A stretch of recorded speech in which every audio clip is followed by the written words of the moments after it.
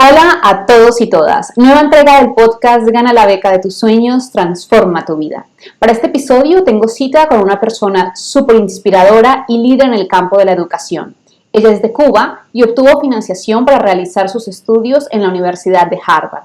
Adicionalmente, es la autora del libro escrito en inglés Conseguir el sueño de la universidad. No necesitas ser rico para ir a una universidad de alto nivel.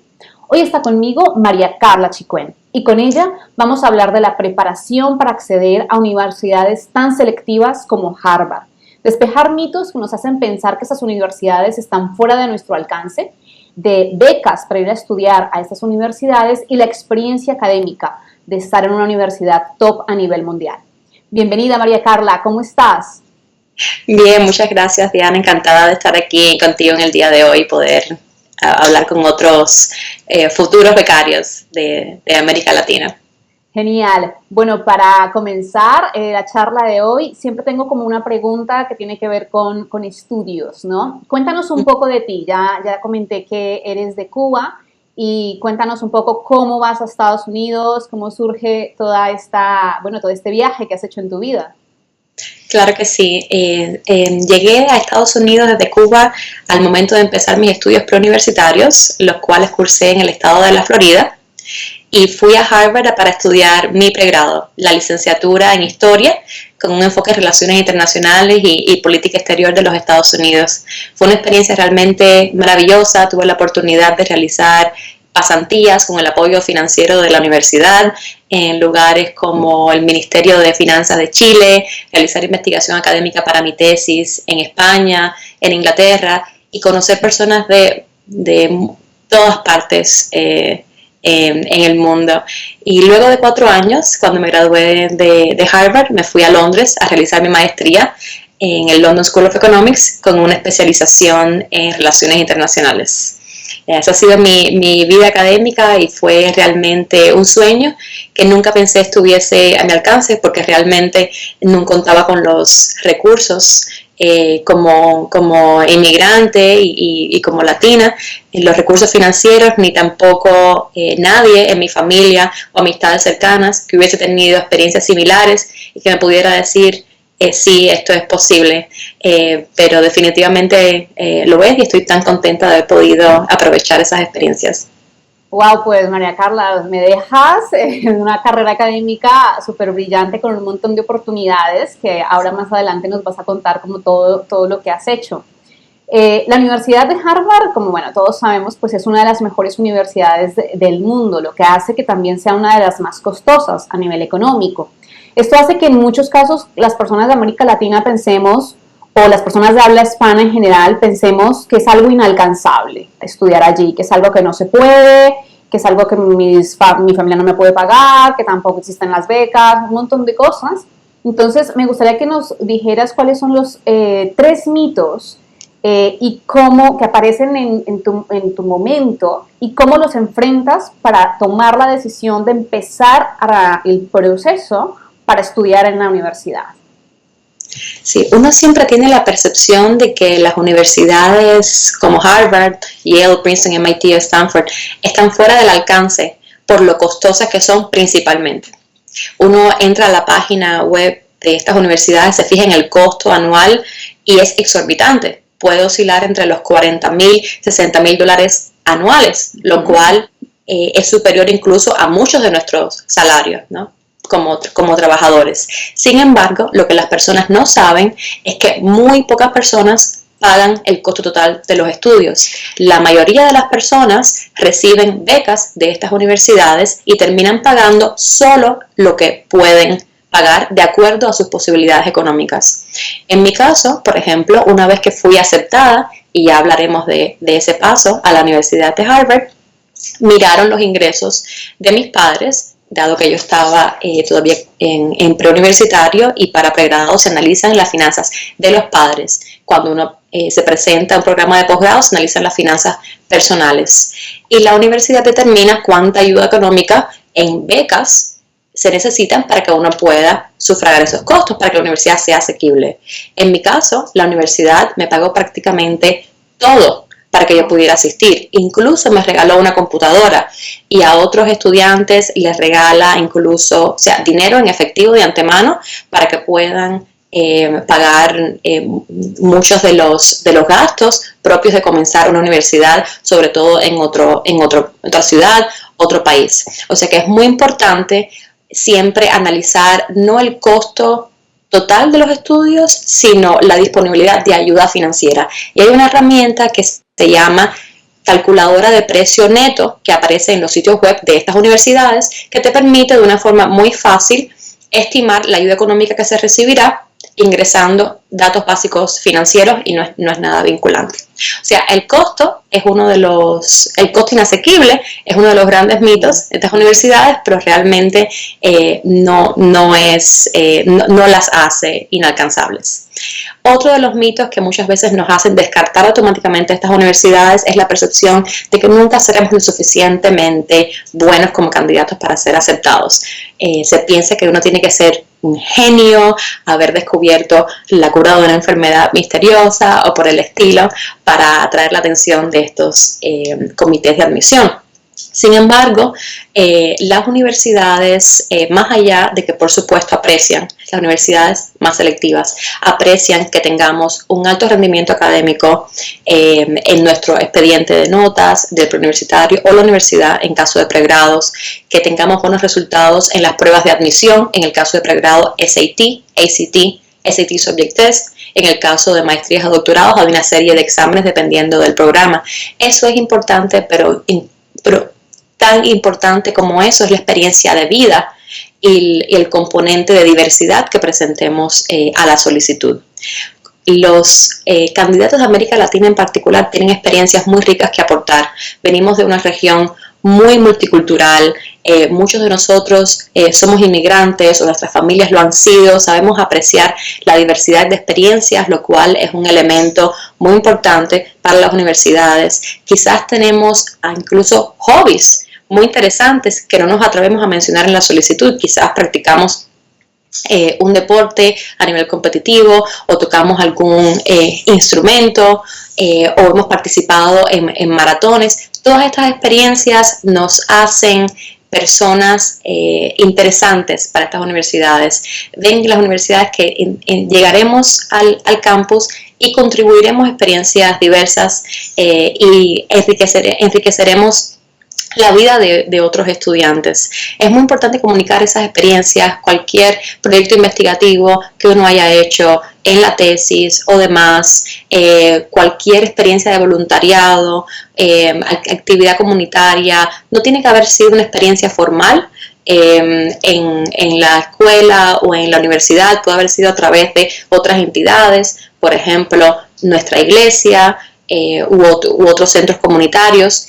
Y muchas veces no las mencionamos porque no pensamos que van a ser de interés para las universidades, pero es muy importante mencionar esos elementos en nuestros ensayos, en las entrevistas y en las cartas de recomendación que entregan nuestros profesores. Y una vez que uno presenta un perfil interesante, multicultural, que se apoya en nuestro rendimiento académico, definitivamente somos candidatos excepcionales para estas universidades, sobre todo porque en ellas, como latinoamericanos, somos una minoría. Desgraciadamente, no muchas personas de Latinoamérica envían solicitudes y se quiere atraer el talento de América Latina. Así que debemos apoyarnos en esa fortaleza y no dejar intimidarnos por la percepción de que estas universidades son un sueño por los costos o las tasas de admisión tan selectivas. No lo son una realidad. Wow, esto último que has dicho es, bueno, algo que digamos que es como uno de los fuertes de la entrevista, ya de la primera parte que has dicho, y es que son pocos los que se presentan. Entonces, y existe un interés por tener a las personas de América Latina, por enriquecer ese discurso, por enriquecer la experiencia académica. Entonces, realmente es algo, digamos, que yo también estoy siempre súper convencida, ¿no? Que aplicamos muy poco los latinos. Entonces, genial que tú también has hecho mención a esto para reforzar algo que no es solamente mi percepción, ¿no? Sino que tú también en toda la experiencia que has tenido estudiando en Estados Unidos también lo puedes ratificar. Luego, me gustaría que nos contaras un poco, bueno, cuando ya, digamos, tú derrumbas eso, empiezas a buscar en internet, en la Universidad de Harvard, el programa que te gusta, ¿cómo logras acceder a la universidad? ¿Cuáles son los pasos que diste para prepararte y conseguir el acceso a la Universidad de Harvard? Y ya al momento de llenar la solicitud, el proceso es relativamente fácil porque uno debe seguir las instrucciones que aparecen en internet, ¿verdad? Llenar unos cuantos formularios con información básica y académica personal, información familiar, información de la historia de educación que uno ha tenido, así como escribir ensayos o respuestas cortas, enviar cartas de recomendación, pero lo realmente importante precede el momento del envío de la solicitud. Porque al momento del envío de la solicitud, lo único que uno puede hacer es presentar las experiencias que uno ya tiene de la mejor forma posible. Y por supuesto, debe ser un proceso estratégico. Las personas piensan que quizás con tantas personas que envían solicitudes, los admissions officers, el comité de admisión, no leerá los ensayos. Todos los documentos van a ser revisados, todo tiene que ser de extrema calidad, muy debidamente, cuidadosamente preparado. Pero es más importante prepararse de antemano para asegurarse de que uno es realmente un candidato competitivo. Eso quiere decir que uno debe, durante años, cuando uno empieza a pensar en que quiere optar por una universidad selectiva, debe empezar a prepararse lo antes posible para, por ejemplo, las pruebas de admisión o los exámenes estándares, como les dicen en los Estados Unidos. En mi caso, yo me pasé más de un año semanalmente dedicando más de 6 horas de estudio para estos exámenes, simplemente con libros de práctica. Yo no tenía los recursos para pagarle a un tutor privado, pero no es necesario. Con autodisciplina, dedicando un tiempo estrictamente con frecuencia semanal, por lo menos bisemanal, uno puede llegar a prepararse para estos exámenes cuyo contenido no es necesariamente lo más difícil. Lo difícil es el formato del examen, que requiere que uno responda muchísimas preguntas en tiempo muy limitado. Por ende, el dedicar por lo menos 6 meses a prepararse intensamente para las pruebas de admisión es muy importante. Lo otro que es muy importante es desarrollar relaciones estrechas con los profesores que van a escribir las cartas de recomendación. Si al momento de enviar la solicitud uno no cuenta con profesores que puedan escribir cartas personalizadas, detalladas, como estas universidades lo requieren, las probabilidades de admisión bajan considerablemente. Las cartas de recomendación no son cartas para que sean efectivas, no pueden ser genéricas, no pueden ser muy escuetas, deben ser cartas sumamente detalladas, que cuenten anécdotas, que ilustren y no solo mencionen nuestras cualidades, no solo como estudiantes, sino como personas, nuestro compañerismo, nuestra perseverancia, nuestros intereses, nuestro potencial para regresar a nuestros países y ser agentes de cambio. Y uno debe, durante bastante tiempo, tener una relación con un profesor lo suficientemente estrecha como para permitirle, con un profesor o un supervisor laboral, como para permitirle tener ese conocimiento tan profundo de nuestro historial y nuestros intereses. Esos son 2 factores importantes que llevan tiempo y deben preceder el envío de las solicitudes. En mi caso, fue también importante contar con el apoyo de una consejera que encontré casi que por arte de magia. Era consejera en una escuela que no era la mía propia, y al saber de mi interés por Harvard en particular y mis notas académicas, se ofreció a aconsejarme con temas que para muchas personas pueden ser bastante misteriosos. Por ejemplo, cuál debe ser el tópico de enfoque del personal statement, que es el ensayo principal para las solicitudes. Hay personas que piensan que se debe escribir sobre un tema de interés internacional, que esté en las noticias. Realmente estos ensayos deben ser sumamente personales, y lo que nos pasa es que a veces subestimamos la importancia y el interés de nuestras experiencias personales. Porque pensamos que son realmente ordinarias o cotidianas, en el sentido de que conocemos muchas personas que las comparten. No pensamos que quizás nuestras experiencias sí son interesantes y exóticas para el entorno universitario por el que estamos optando. Había también preguntas que tenía y no sabía realmente cómo abordar. Por ejemplo, cuál debe ser el número adecuado de universidades. Con tantas universidades solo en los Estados Unidos, que hay más de 4.000, cuáles debería seleccionar, cuál es la lista estratégica que se adecua a mis intereses y a mi perfil. Toda esta serie de preguntas fue muy importante contar con el asesoramiento de la consejera, y muy pocas personas saben que el comité de admisión, los oficiales de admisión mismos en las universidades también están disponibles para responder estas preguntas. Es parte de su trabajo y uno puede perfectamente escribirles o participar en muchas sesiones informativas, incluso virtuales, que ofrecen, a veces hasta en los mismos países de uno viajan y las ofrecen, y ese asesoramiento estratégico puede marcar una gran diferencia para no cometer errorcitos que son comunes, pero que sí podrían quizás afectar nuestras probabilidades de ser aceptados. Sí, exactamente. Pues aquí la preparación, creo, ¿no? Que es lo clave. Esto cuando tú has dicho los 6 meses que has estado preparándote para los exámenes, el año que has estado mirando, yo creo que ese también es otro de lo que tiene cuando se quiere conseguir una beca. Es necesario prepararse para esto. No es algo que muchas personas a veces creen. Encontré una beca el jueves, la fecha límite es en 2 semanas y el fin de semana rápido corriendo voy sacando las cosas, escribo, lo envío, digo, bueno, que Dios me ayude y ya está, ¿no? Sí, la preparación. Es importante planificarse con tiempo. Incluso podemos ver quizás que hay un programa que nos interese, pero ahora mismo no es el momento adecuado en nuestras vidas para aplicar, o no estamos preparados porque no cumplimos con todos los requisitos. Yo tengo un calendario y voy guardando oportunidades para el año que viene, pensar en ella, quizás un fellowship, una estadía. Así yo recomiendo a otros estudiantes a quienes asesoro, quizás están en su primer año de estudios preuniversitarios, pero en el tercero pueden optar por esta pasantía extraordinaria. Hay que automáticamente hacerse un recordatorio, ponerse una alerta para que en 2 o 3 años a uno no se le olvide y no dejar pasar oportunidades que pueden cambiarle a uno la vida. Genial, genial, María Carla. Y bueno, una de las preguntas que más quiero hacerte es, oye, cuéntanos de la experiencia académica, de la experiencia de vida de estar en Harvard, porque aquello, digamos, tú y yo compartimos algo y es haber estado en la LSE, pero bueno, yo ya estuve, digamos, que a un nivel de máster, ya diría, un poco tarde, ¿no? Esa experiencia para pregrado en una universidad de estas, tu primer día, la vida académica, las actividades que te ofrecían, cuéntanos todo lo que creas que nos quieras contar.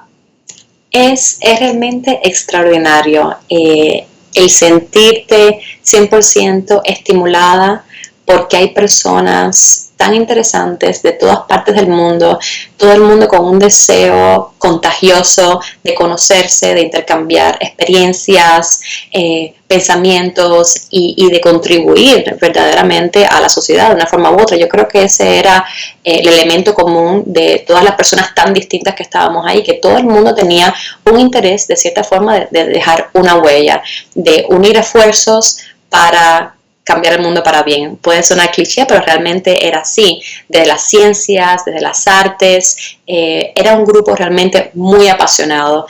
Uno aprendía tanto en el aula de los profesores como sentados en el comedor de los dormitorios, estilo Harry Potter, con los compañeros de cuarto de uno, hasta pasada la medianoche. Y lo genial es que había tantas oportunidades para este tipo de interacción fuera del aula.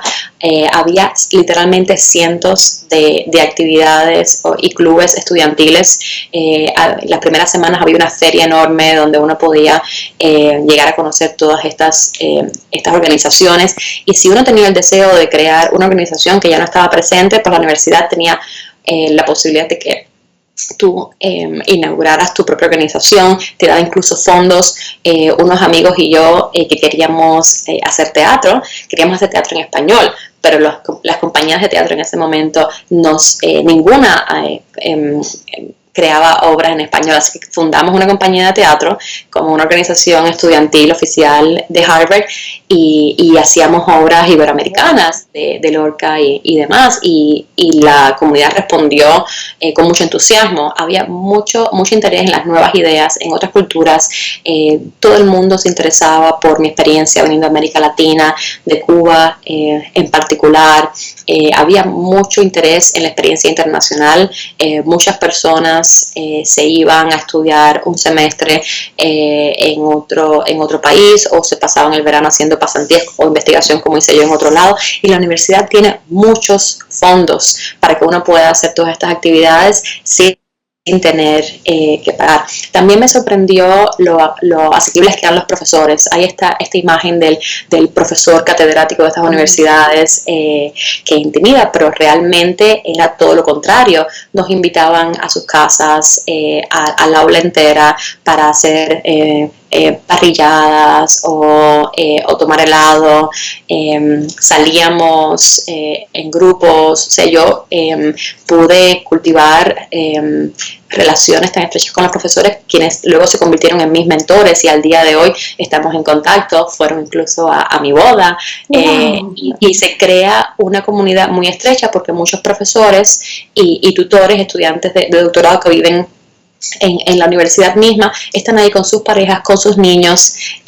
Uno los ven en la clase, pero también se comparte en el comedor, viendo juegos deportivos juntos en la televisión. O sea que es una vida muy comunitaria, donde uno realmente puede crear amistades de por vida. Y también existe la percepción quizás de que es un ambiente competitivo y duro, en el sentido de que se le exige mucho a uno académicamente. Y ahí hay dos cosas que me impresionaron. Uno, que si realmente uno llega con buena preparación académica y está acostumbrado a tener disciplina como estudiante, es muy manejable la experiencia. Si uno escoge cuidadosamente las asignaturas, tiene un buen balance y se dedica todos los días a estudiar un poco, realmente no la pasa mal. No es imposible salir bien, ni mucho menos. La mayoría de las personas tienen muy buenos resultados, pero también porque son muy disciplinadas. Y lo otro es que hay mucha colaboración. Era muy normal recibir amistades del aula que llegaban a tu dormitorio a las 10 de la noche. Por favor, ayúdame con estas preguntas, este problema que hay que entregar mañana, o este ensayo. Y todo el mundo tiene la puerta abierta. Uno llama a cualquiera a las 11 de la noche, 12 de la noche, todo el mundo está estudiando en la madrugada, y todo el mundo se da una mano, ¿no? Es un esfuerzo de equipo. Y creo que se aprecia mucho ese espíritu de colaboración también para el resto de la vida. Sabemos que esto no es una carrera, somos una comunidad que podemos crecer como familia, incluso después de graduarnos. La universidad hace, y esto no es solo Harvard. En muchas universidades existe mucha atención a la comunidad de egresados, que es quizás uno de los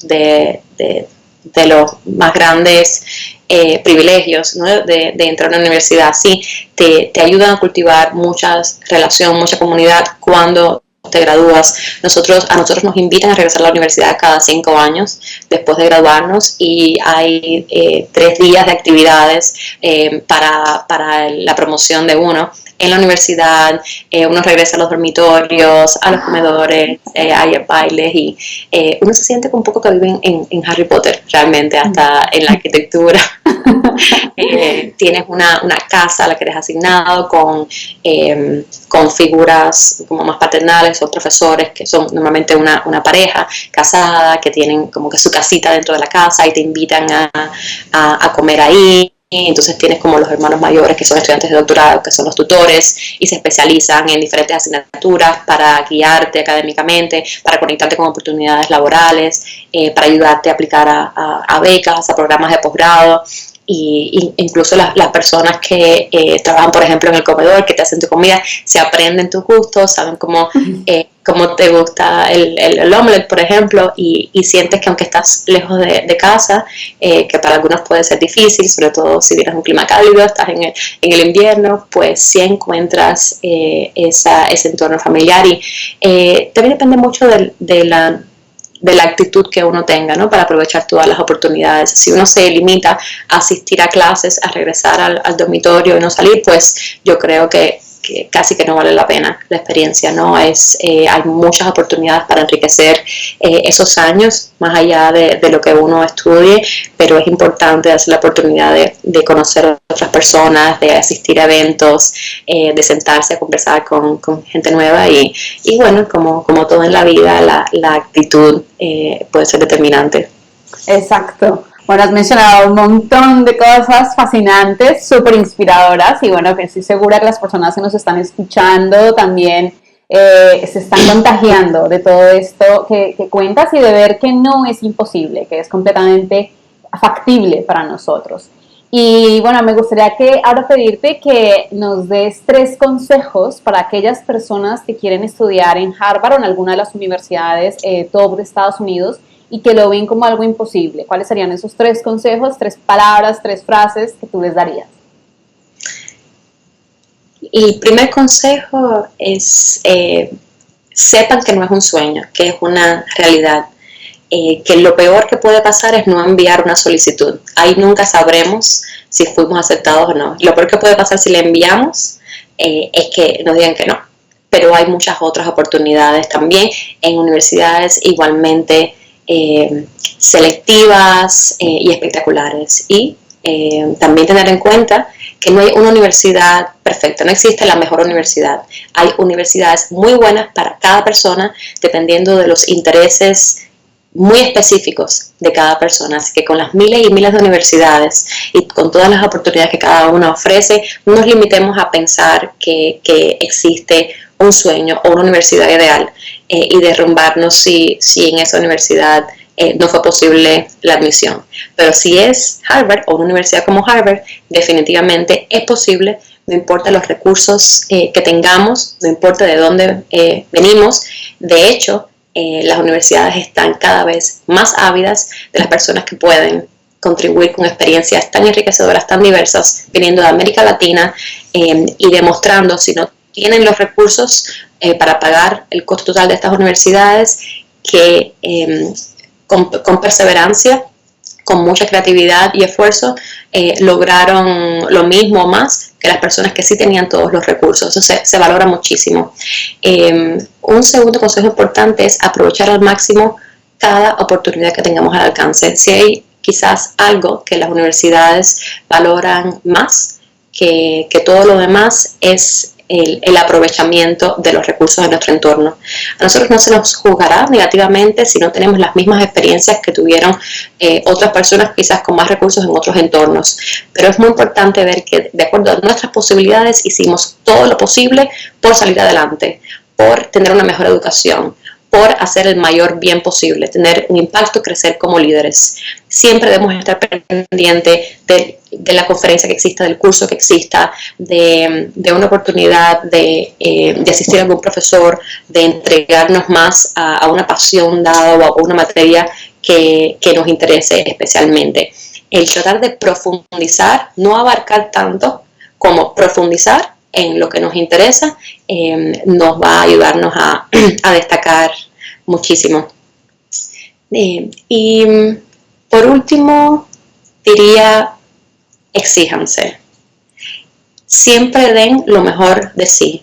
Mi abuela, quien fue mi mejor maestra y mentora, siempre decía, no hay que ser la mejor, pero hay que ser mejor.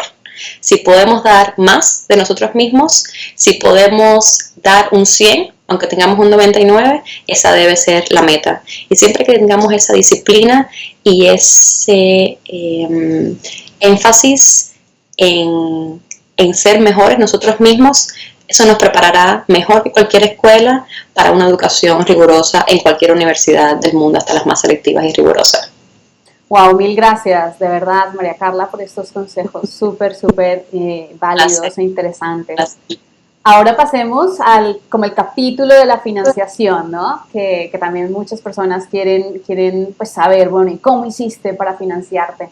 Entonces cuéntanos a cuántas becas aplicaste, cómo obtuviste la financiación para ir a la Universidad de Harvard. Yo apliqué a muchísimas becas, a toda beca que me encontré. Y es importante dedicar mucho tiempo a esto, o sea, se convirtió como casi que un trabajo a tiempo parcial. Para mí lo veía así porque era mi responsabilidad ayudar a mis padres todo lo que fuera posible con los gastos de mis estudios superiores. Y una vez que tenía los documentos preparados para una beca, me fue muy fácil replicarlos, ajustarlos ligeramente para otras. Así que una vez que uno hace el esfuerzo máximo para tener documentos de calidad, los ensayos, currículum vitae, cartas de recomendación de los profesores o supervisores laborales, ya uno puede ajustarlos y ese esfuerzo se recompensa con la facilidad de aplicar a muchísimas más. Así que en mi caso, miré becas muy selectivas a nivel nacional, como por ejemplo de compañías como Toyota o Ford, y existen becas similares en países latinoamericanos, pero también me fijé en becas quizás menos reconocidas, más con montos menores, pero muchas veces estas becas, como son menos conocidas, hay menos personas que optan por ellas y las probabilidades de ganárselas son mayor y todo dinero cuenta. Eso me ayudó muchísimo porque incluso muchas becas no le pagaban directamente a la universidad, sino que me transferían los fondos a mí directamente, así que tenía recursos para gastos universitarios como la compra de los libros de texto académicos, los pasajes desde mi casa a Harvard. Pero por otro lado, es muy importante tener en cuenta las becas que otorgan las universidades mismas. En mi caso, yo aproveché la política de ayuda financiera muy generosa de la Universidad de Harvard, la cual le permite a todo estudiante ser considerado para la admisión, primero en un proceso totalmente independiente de la necesidad económica. Y una vez que uno es aceptado, la universidad revisa todos los documentos financieros, en mi caso tanto de mis padres como míos, y determina toda la ayuda económica que necesitas para poder sufragar los costos de la universidad. Así que en mi caso, Harvard llegó a ser la opción más barata de todas las universidades a las que apliqué y me aceptaron. Me gradué sin deuda y prácticamente no tuve que pagar nada, pero también tenía como complementos las becas privadas a las que apliqué. Es muy importante fijarse en las políticas de ayuda financiera de las universidades y las becas que puedan tener que requieran un proceso de solicitud adicional. En el caso de Harvard esto no era así, no había ningún proceso paralelo para aplicar a becas, pero muchas universidades sí tienen becas muy específicas que requieren un proceso de solicitud separado y hasta ensayos y otros escritos. Por eso es muy importante tener en cuenta los procesos de solicitud y las fechas límite también. Así tenemos todo preparado, pero se nos va la fecha, las universidades no aceptan documentos después de la fecha límite. ¿Y cuál fue la duración de la beca? ¿Por cuántos años tuviste toda la financiación? Es durante las becas que otorgan las universidades, normalmente son durante todo el periodo de estudios. Cada año se renuevan la beca, se piden los documentos financieros actualizados y si ha habido un cambio significativo en las circunstancias financieras familiares, pues puede que la beca también cambie. Pero muchas becas privadas que se te otorgan durante el primer año de estudios se renuevan automáticamente por el mismo monto independientemente del cambio de esta situación. También es importante saber que si cambia esta situación financiera, si uno de pronto tiene alguna circunstancia personal que lo hace uno tener más necesidad económica, normalmente se le comunica a las universidades y te pueden incrementar la ayuda financiera incluso a mediados del año. Perfecto. Y cuando estás hablando, digamos, que se renueva, en el momento de hacer la renovación, ¿te piden que tengas algún promedio académico, que hayas cumplido con un mínimo de nivel académico durante ese año? ¿O la persona puede, digamos... muchas universidades no era así, a no ser que uno estuviese realmente casi que suspenso, ¿no? En cuyo caso te piden que te ausentes un tiempo de los estudios y luego regreses. No te llegan a expulsar por razones académicas, pero sí te piden que te ausentes. Pero muchas becas privadas sí pedían que se tuviera un promedio académico mínimo, y uno tenía que actualizar a los comités o a las organizaciones, enviarles un expediente de notas actualizado a la fecha. Y estamos hablando de más o menos qué promedio te pedían estas becas privadas. De 4,0 normalmente te pedían de 3,0 a 3,5. Ok, perfecto. Y bueno, ¿puedes compartirnos 3 consejos que consideras vitales que hicieron que te ganaras estas becas? ¿Cuáles son, digamos, esos 3 puntos que tú le dirías a las personas? Por favor, fíjate en esto. Bueno, lo principal definitivamente eran los resultados académicos. Es muy importante, como un elemento básico, demostrar que uno puede cumplir con las exigencias del rigor académico universitario. Pero es un mito que uno tiene que tener un promedio perfecto. No es así, pero sí se deben tener las mejores notas posibles, porque eso lo va a ayudar a uno a pasar muchos filtros. Pero lo principal es, yo creo, contar con una solicitud integral que nos muestre como personas tanto aptas académicamente como líderes en nuestra escuela, en nuestra comunidad. Y cuando hablamos de liderazgo no necesariamente se habla de posiciones formales de liderazgo en una organización, pero sí es importante demostrar que uno ha tenido iniciativa, impacto, que ha llevado a cabo algún proyecto, ya sea académico o comunitario, de interés, que haya afectado para bien a nuestro entorno. Puede ser en la escuela, nuestros compañeros, o puede ser en la comunidad, en la iglesia, por ejemplo, en centros de voluntariado, hogares de ancianos. O sea, las posibilidades realmente son infinitas.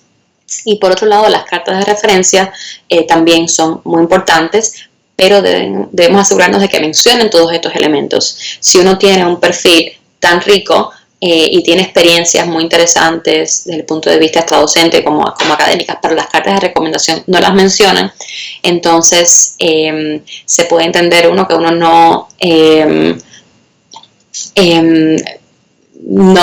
no inspiró en nuestras referencias el esfuerzo para crear cartas lo más efectivas posibles, y eso siempre es dudoso, o que no tiene las experiencias que uno realmente no tiene las experiencias que uno está diciendo que tiene. Entonces es muy importante que las cartas de recomendación estén en armonía con el resto de los documentos, y que sean cartas sumamente detalladas, halagadoras, anecdóticas.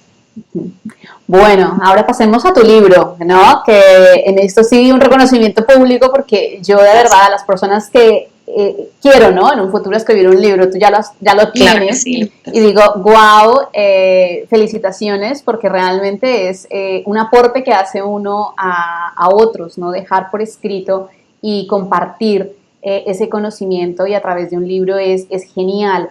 Entonces, cuéntanos un poco cuándo y cómo te surge la idea de escribir tu libro. Recordemos que se llama Achieve the College Dream, You Don't Need to Be Rich to Attend a Top School. Entonces, cuéntanos un poco cómo surge esa idea, de dónde sacas el tiempo todo para escribirlo. Sí, bueno, yo siempre tuve la pasión por escribir, y siempre supe que quería escribir, no uno, sino muchos libros, y tengo varios ahí en proyecto. O sea que esa pasión por compartir ideas y escribir en sí surgió desde que yo era muy pequeña. Pero en particular, mi experiencia intentando descifrar el proceso de la universidad, sobre todo universidades selectivas en Estados Unidos, como latina, como inmigrante, me marcó.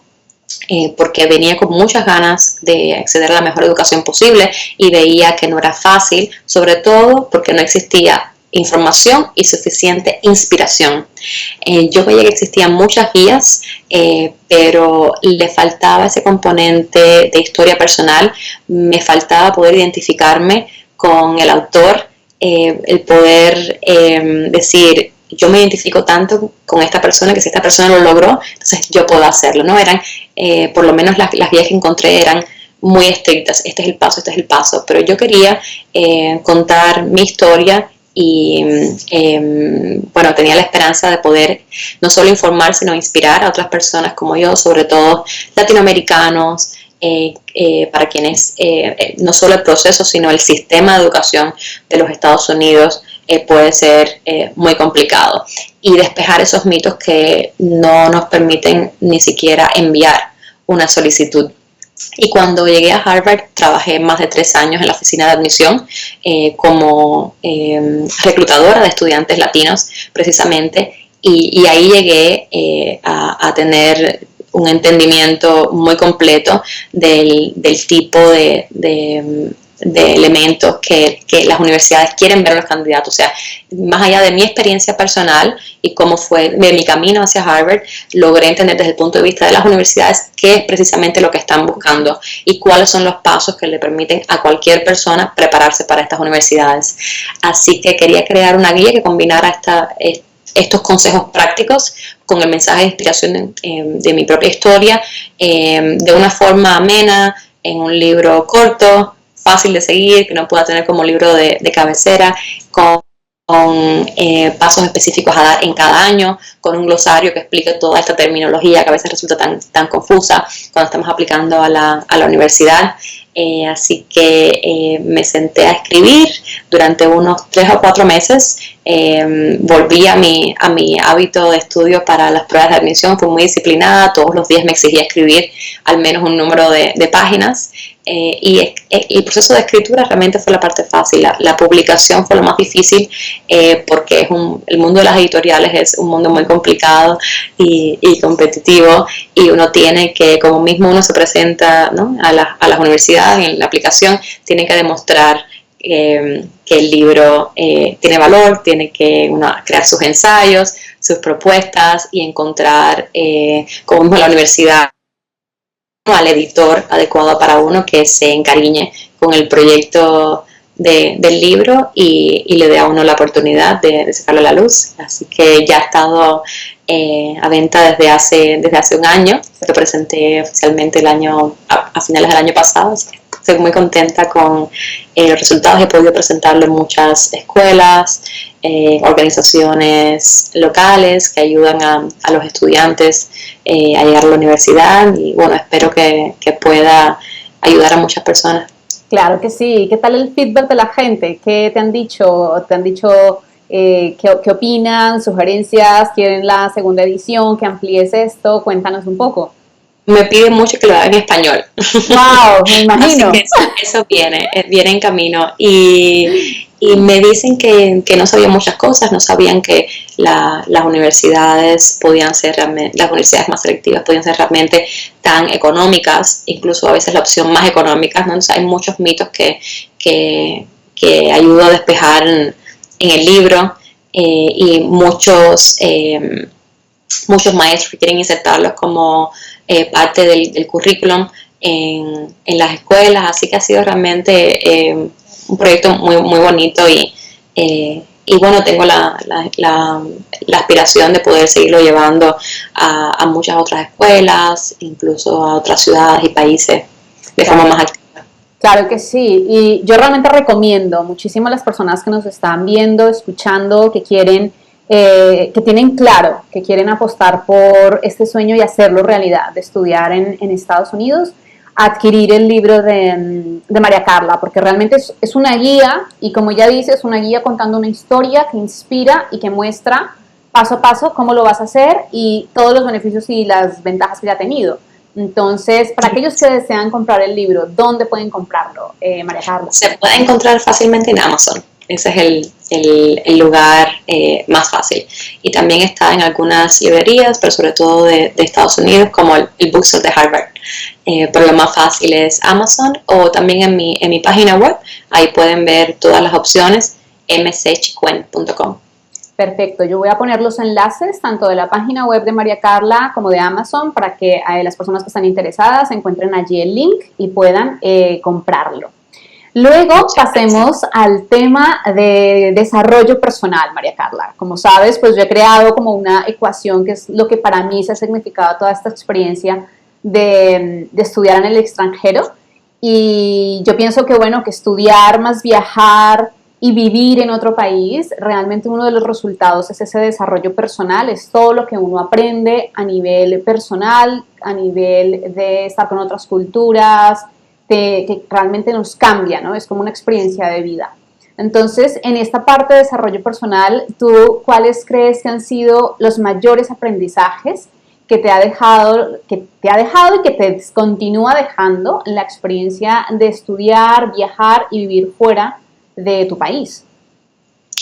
El desarrollo personal quizás ha sido la clave y el mayor regalo de estas experiencias académicas internacionales.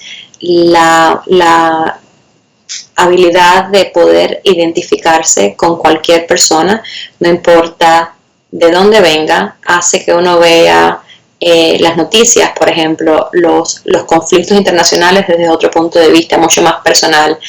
Cuando hay sucesos en el Medio Oriente, yo no pienso en el Medio Oriente como este concepto abstracto, pienso en mis amigos de Irán, en mis amigos de Irak, en personas reales, con familias, con historias tan similares a uno, en valores, en intereses, ¿no? Y eso hace que uno cree mucha más empatía con personas de otras partes del mundo.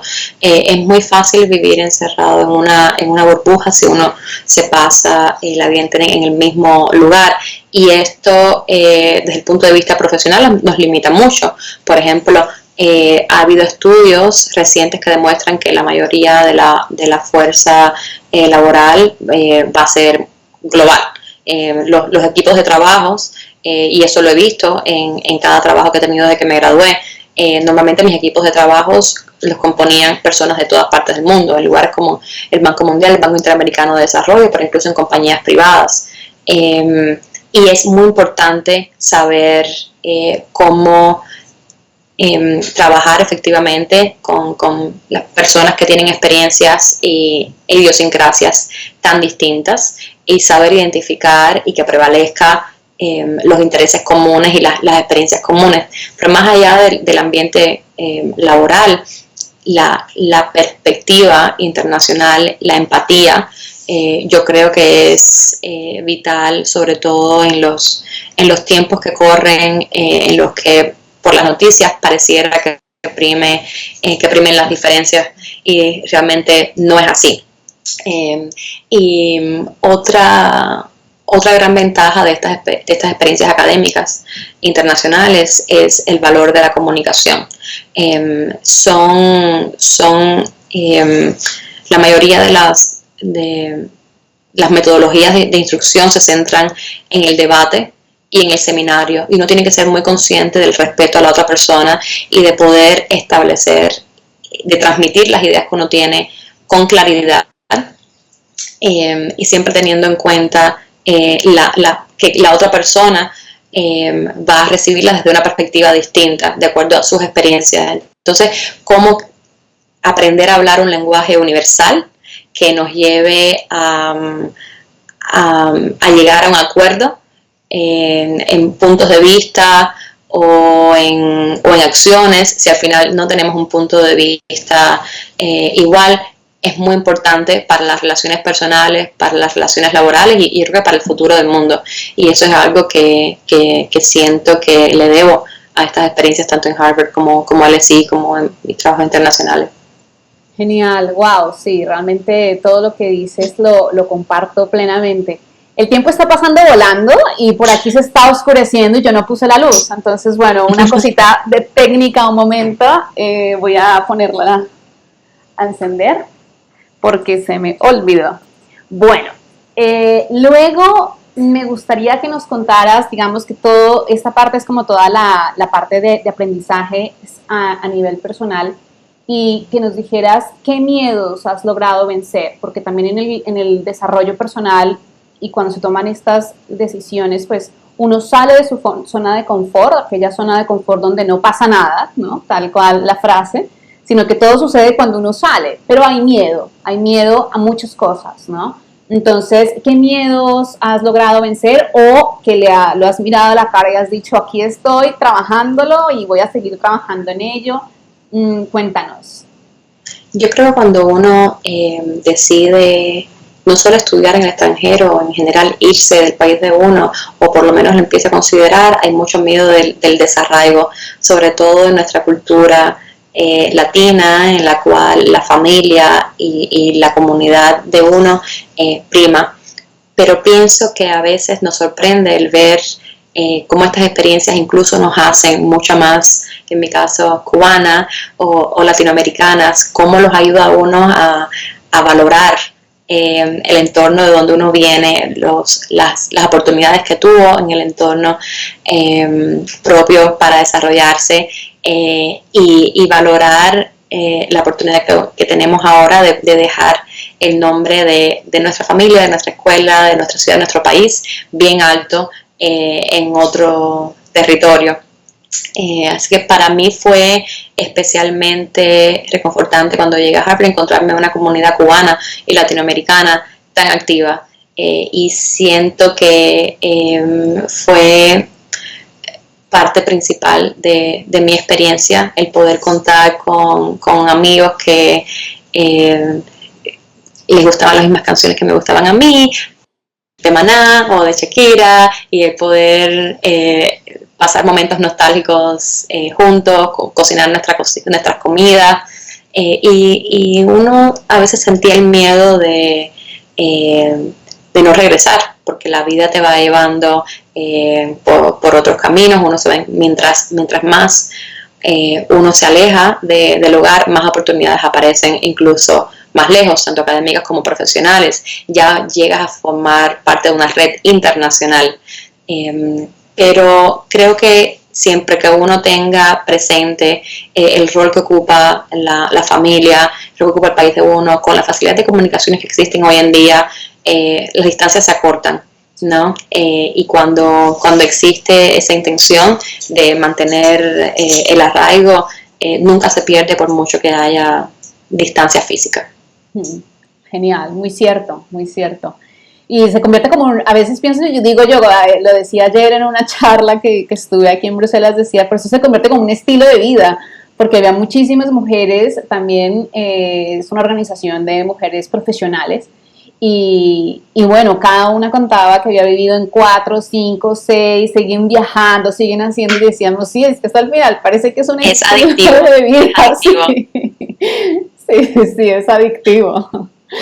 Y bueno, cuéntanos un poquito, ¿no? Acerca de, bueno, tú terminas entonces en Harvard y qué pasa después, ¿no? A nivel académico, ¿qué más continúas haciendo? Después de Harvard decidí irme a hacer maestría en Relaciones Internacionales al London School of Economics. Pasé un año en Europa y fue también una experiencia muy emocionante, muy enriquecedora, sobre todo al poder experimentar la vida europea, el tener la facilidad de viajes por todo el continente. Los viajes son muy económicos, muy cortos, es muy fácil explorar Europa. Y desde ese punto de vista creo que el crecimiento personal fue incluso superior al crecimiento académico.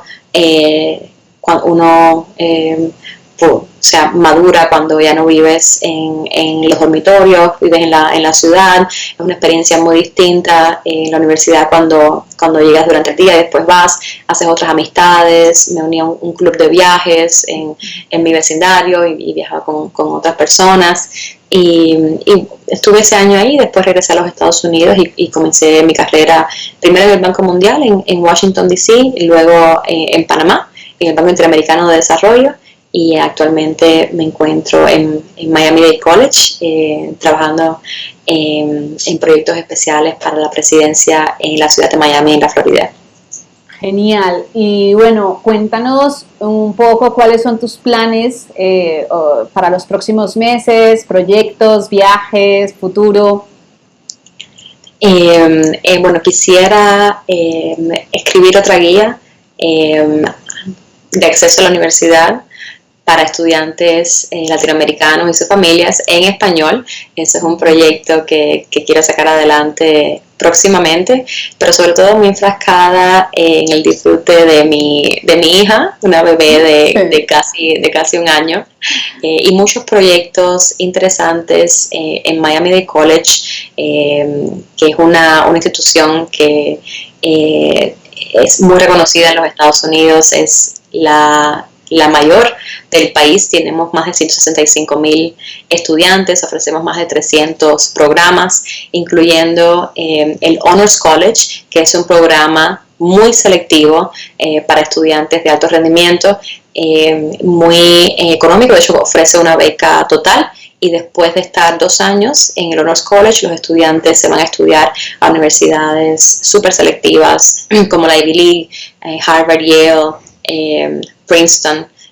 Así que es un programa de pregrado que recomiendo muchísimo, y hay muchas oportunidades de becas en la universidad en general, y en áreas muy interesantes que estamos desarrollando de acuerdo a las demandas de la economía internacional, como análisis de datos, realidad virtual, realidad aumentada, cybersecurity.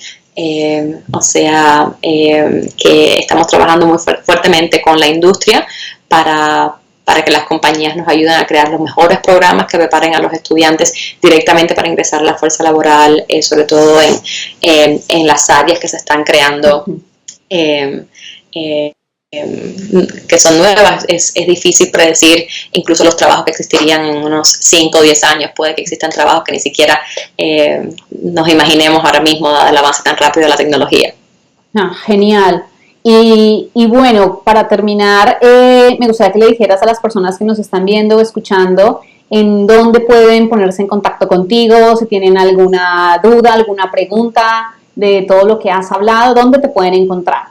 Claro que sí, los exhorto a que me encuentren por internet en mi página web, que es www.mcchicuen.com, y también estoy activa en Facebook /María Carla Chicuen, y en Twitter con María Chicuen, así que podemos conversar por las redes o me pueden escribir directamente un mensaje y consultar otros escritos en mi página web. Genial, yo voy a poner todos los enlaces de las redes sociales que ha mencionado María Carla para que todas las personas que quieran ponerse en contacto con ella tengan el acceso más fácil. Pues María Carla, muchísimas gracias por concederme esta entrevista, por tu tiempo y por tus consejos para conseguir financiación para estudiar, viajar y vivir en Estados Unidos. Espero que nos encontremos en alguna ciudad del planeta, en persona, face to face, y que, bueno, nos podamos tomar un café y charlar sobre todos estos temas que nos apasionan. Claro que sí, Diana. Ha sido un placer. Muchas gracias. Bueno, y muchas gracias a todos y todas. Nos vemos en un próximo episodio del podcast Gana la beca de tu vida, Gana la beca de tus sueños, transforma tu vida, donde seguimos compartiendo testimonios reales y experiencias extraordinarias que te motiven a aplicar una beca y comenzar a viajar.